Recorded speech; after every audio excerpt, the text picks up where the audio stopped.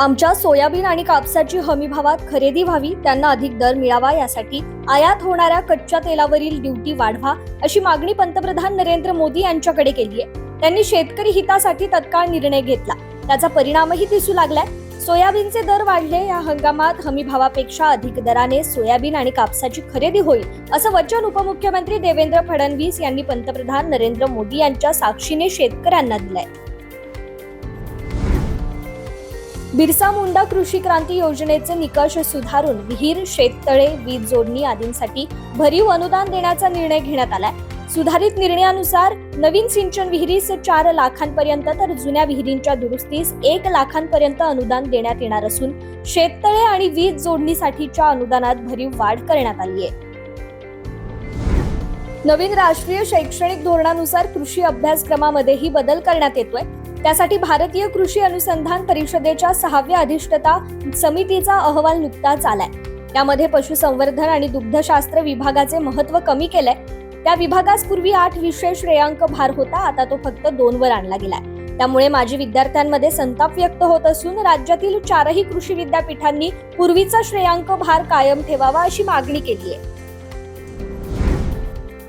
राज्य सरकारच्या महसूल विभागाकडून राबवण्यात आलेल्या ई पीक पाहणी शेतकऱ्यांना चांगला प्रतिसाद दिला असून ई पीक पाहणी करण्यासाठी आता केवळ 2 दिवस शिल्लक आहेत. त्यामुळे ज्या शेतकऱ्यांनी अजूनही ई पीक पाहणी केली नाही अशा शेतकऱ्यांनी ई पीक पाहणी करण्याचं आवाहन करण्यात आलंय.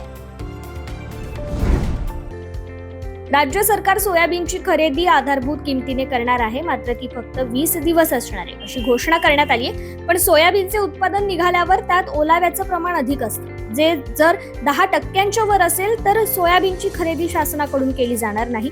त्यामुळे सरकारने सोयाबीनची खरेदी सरसकट करावी, अन्यथा शेतकरी आंदोलन करतील असा इशारा शेतकऱ्यांनी दिलाय. मागील आठवड्यातील हळदीची आवक पाहिली तर राज्यात 3 टनांपर्यंत झाली, तर बाजार अहवालानुसार ऑगस्ट महिन्याच्या सुरुवातीपासून आवक वाढत असल्याचं दिसून येतं. तर मागील आठवड्याचे काही बाजार समित्यांमधील दर पाहिले. सांगली बाजारात 14,000 रुपये, नांदेड बाजारात 13,530 रुपये, हिंगोली बाजारात 13,058 रुपये, रिसोड बाजारात 13,500 रुपये असा दर मिळालाय. मागील आठवड्यात कापसाला प्रति क्विंटल 8,125 रुपये असा सर्वाधिक दर मिळाला.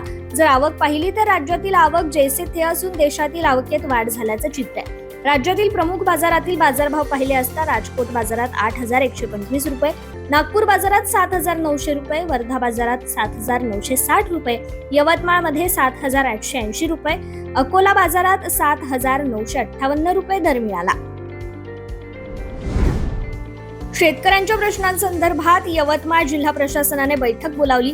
ही बैठक सकारात्मक असली तरी बहुतांश मागण्या पूर्ण होईपर्यंत आंदोलन कायम ठेवण्याचा इशारा शेतकऱ्यांनी दिलाय. शेतकऱ्यांच्या विविध प्रश्नांवर चर्चा करण्यासाठी शेतकरी पुत्रांची जिल्हा प्रशासनासोबत बैठक झाली. जिल्हाधिकारी डॉक्टर पंकज आशिया यांच्या अध्यक्षतेखाली झालेल्या बैठकीत अनेक प्रश्न निकाली काढण्यात आले, तर अनेक प्रश्न धोरणात्मक असल्याने त्यावर राज्यस्तरावर निर्णय होणे अपेक्षित आहे.